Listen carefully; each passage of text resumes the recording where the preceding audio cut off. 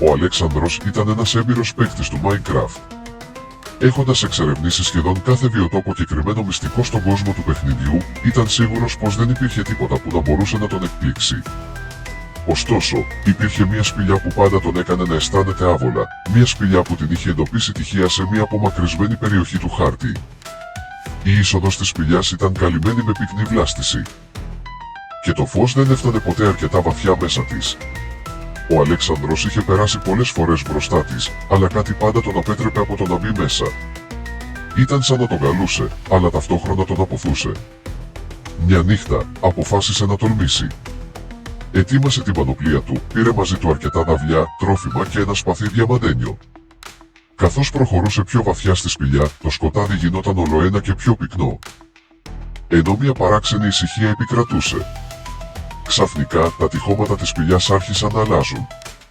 Ο Αλέξανδρος παρατήρησε πως οι ίδιες διακοσμητικές πέτρες και οι σταλακτίτες επαναλαμβάνονταν ξανά και ξανά. Προσπάθησε να επιστρέψει στην επιφάνεια, αλλά η σπηλιά φαινόταν να τον οδηγεί συνεχώς σε κύκλους.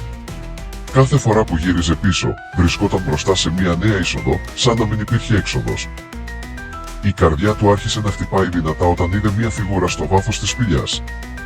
Ήταν ένας άλλος παίκτης, μα φορούσε μια πανοπλία που έλαμπε από χρυσό.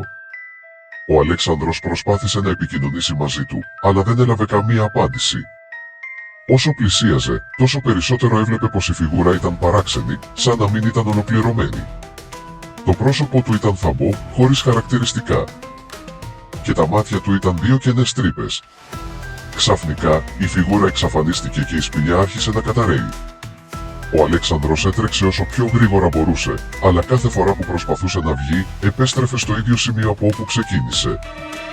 Με το πέρασμα του χρόνου, οι προμήθειες του εξαντλήθηκαν και η ελπίδα του να βγει ζωντανός άρχισε να ξεθοριάζει.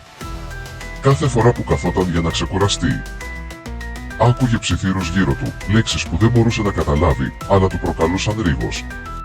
Μέρες πέρασαν, ή τουλάχιστον έτσι νόμιζε, γιατί ο χρόνος φαινόταν να μην έχει καμία σημασία σε αυτή τη σπηλιά. Ο Αλέξανδρος, εξαντλημένος και απελπισμένος, έφτασε στο σημείο να αποδεχτεί τη μοίρα του. Ήξερε ότι είχε παγιδευτεί για πάντα σε αυτόν τον ατέρμονα κύκλο, μια αιώνια φυλακή από την οποία δεν υπήρχε διαφυγή. Το τελευταίο που είδε πριν οι δυνάμεις του τον εγκαταλείψουν, ήταν η φιγούρα εκείνου του άλλου παίκτη να εμφανίζεται ξανά μπροστά του. Αυτή τη φορά, όμως, τα μάτια του δεν ήταν κενά. Έλαμπαν με ένα απόκοσμο φως που τον απορρόφησε και ο κόσμος γύρω του εξαφανίστηκε. Όταν άλλοι παίκτες ανακάλυψαν τη σπηλιά μήνες αργότερα, βρήκαν μόνο έναν χαρακτήρα, ο οποίος περιπλανιόταν άσκοπα μέσα της. Χωρίς καμία ανταπόκριση, με μάτια κενά, να περιμένει τους επόμενους που θα τολμούσαν να μπουν.